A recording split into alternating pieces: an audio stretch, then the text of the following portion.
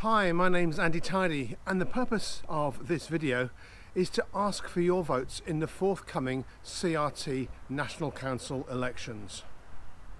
The election website only gives scope for a manifesto of 200 words, which is pretty short, so hence the video to explain rather more fully why I would like to restand. I've already served one 4-year term on the National Council as a business voting representative. But following the transfer of the 500 roving trader licences to the private licence class, my electorate now becomes the private voters community. So I'm seeking re-election, but this time in the private voting constituency. Now you've clocked who I am. You may well recognise me from CRT events, or indeed as we travel around the system trading from the Jam Butty.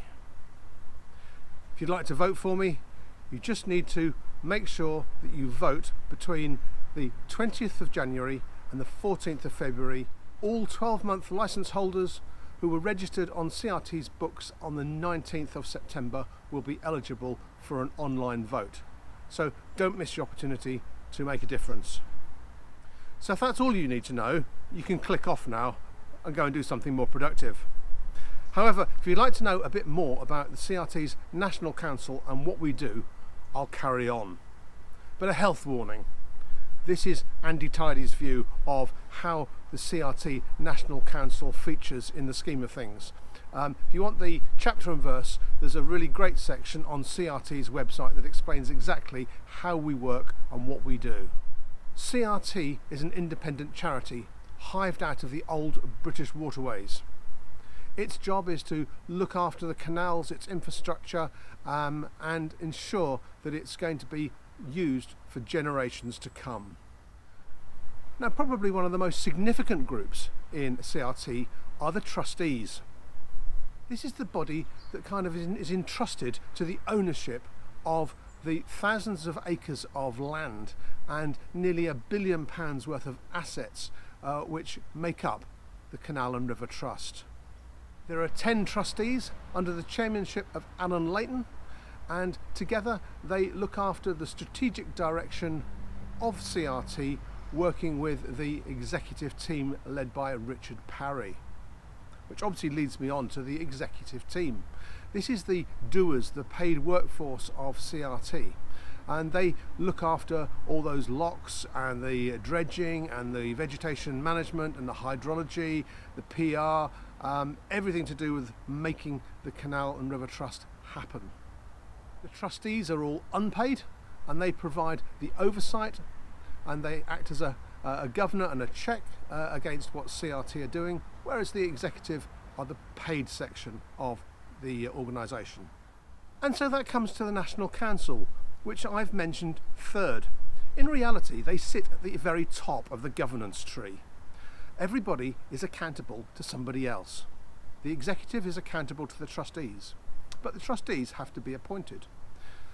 And so there is a National Council with about 35 members on it, of which I've been the honour to be one for the last 4 years. So what does the National Council do, and why does it really matter?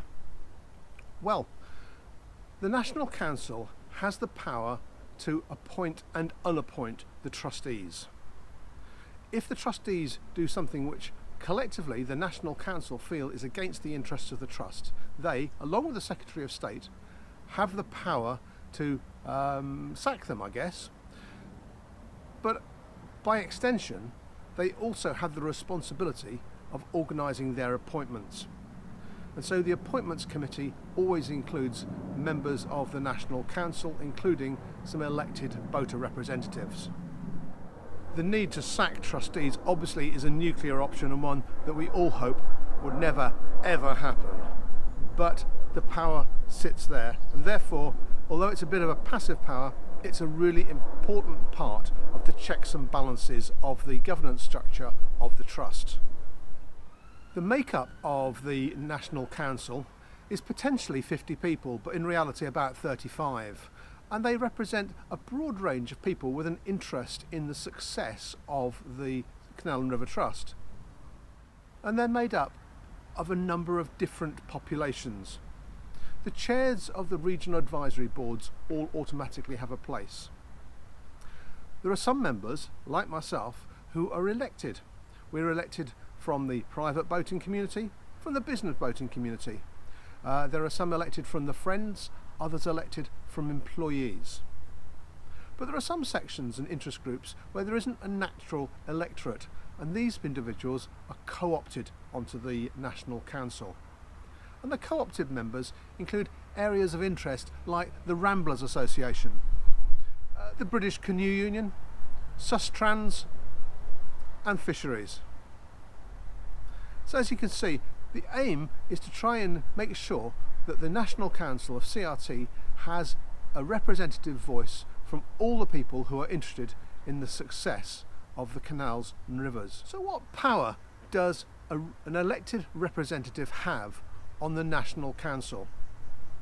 Well, the reality is there is very little endowed power, but there is quite a lot of influence. I always rather liken it to having a seat at the round table. No matter which way you come to that table, you have a voice, and how much use you make of your voice is very much up to the individual. You can sit there passively and do nothing, or you can take an active part and try to make sure that the shape of the future is for the good of everybody, and in particular the electorate who I represent. Now, the National Council meets twice a year, in the spring and again in the autumn, and as well as approving rule changes, changes to the trustees and approving the accounts and all the mundane committee things, it also comes with a subgroup, and that's probably where you're most effective. It's hard to get your voice heard among 35 people, but when you get into one of the small groups like the elected boater representative meetings, which meet about 3 times a year, we really can get into the nitty-gritty of the things that matter to the boating community. The elected boating committee gets involved in nitty-gritty things like dredging, like vegetation management, like invasive species contaminating the canals. It worries about things like LSAN points, waste disposal points, and it also plays a key role in setting the direction of things like the licensing review or the London mooring strategy. More recently, it's particularly concerned with the implication of the delivery of white diesel into the network, and also the implications of the changing environmental rules which will apply in cities and will impact the amount of emissions both from engines and from heating. So there's a whole range of things that we can have an impact on in the subcommittee level. But you know, I sometimes think that my most effective times are when I have access to the CRT management team on a one-to-one basis. You can talk about things in a committee environment, but sometimes things crop up that you need to talk to the right person about directly, and that's where you can see you're having a real impact. And that's where it brings me to the crucial question of, Andy, you've served 4 years on the National Council. What have you done? Why should we bother to vote you in again? And our responsibility, both individually and as a group, is to get enough information from Canal and River Trust to ensure that we can deliver our governance function really effectively. And for that, I need to understand how CRT works.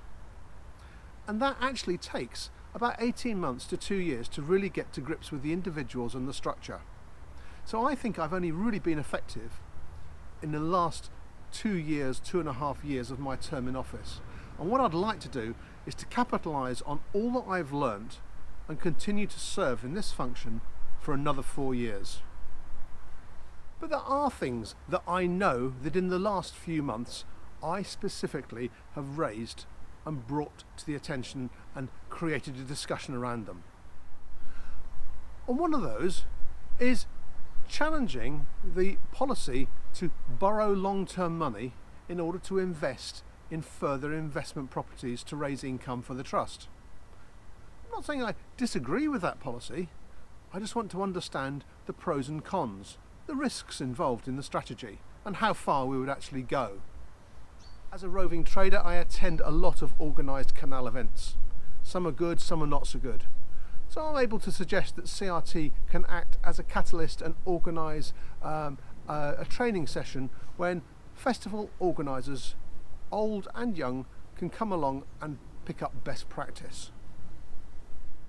And I also have flagged up the issue about the impact of the plastic bottle pledge to take the plastics out of the canal, and the need to responsibly dispose of the plastic once it's removed.